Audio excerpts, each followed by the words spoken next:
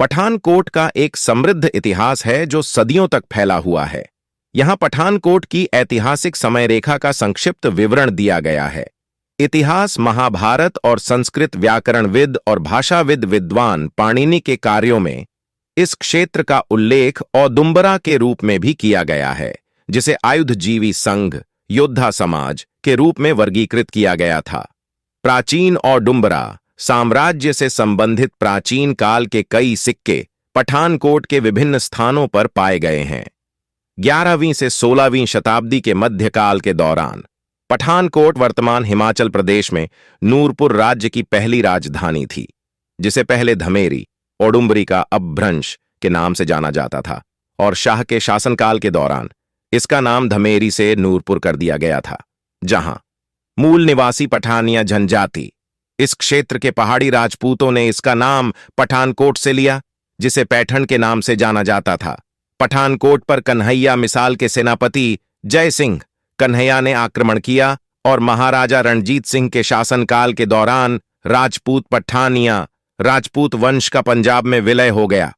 प्रथम आंग्ल सिख युद्ध के बाद 1845 में अंग्रेजों द्वारा सिखों से पहाड़ी हिस्से छीनने के बाद इसे कांगड़ा का हिस्सा बनाने से पहले 1873 में पठानकोट को गुरदासपुर जिले में मिला दिया गया था।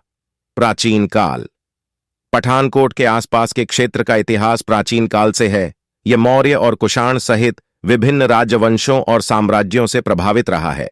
मध्यकाल के दौरान यह क्षेत्र राजपूतों और मुगलों सहित विभिन्न राजवंशों के शासन के अधीन आया।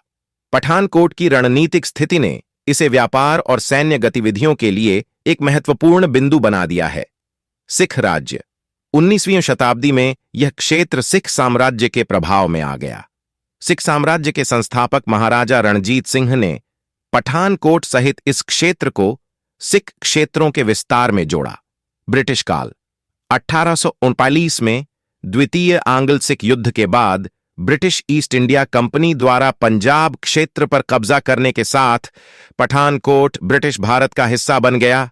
अंग्रेजों ने प्रशासनिक नियंत्रण स्थापित किया और क्षेत्र के बुनियादी ढांचे का विकास किया। भारत का विभाजन 1947 में भारत के विभाजन का पठानकोट पर महत्वपूर्ण प्रभाव पड़ा। शहर में बड़ी आबादी की आवाजाही देखी गई और यह क्षेत्र भारत और पाकिस्तान के बीच यात्रा करने वाले शरणार्थियों के लिए एक पारगमन बिंदु बन गया। स्वतंत्रता के बाद का युग 1947 में भारत को स्वतंत्रता मिलने के बाद पठानकोट देश के उत्तरी भाग में एक महत्वपूर्ण केंद्र के रूप में विकसित होता रहा। पाकिस्तान और जम्मू कश्मीर की सीमाओं के पास इसकी रणनीतिक स्थिति ने शहर के महत्व में महत्वपूर्ण भूमिका निभाई।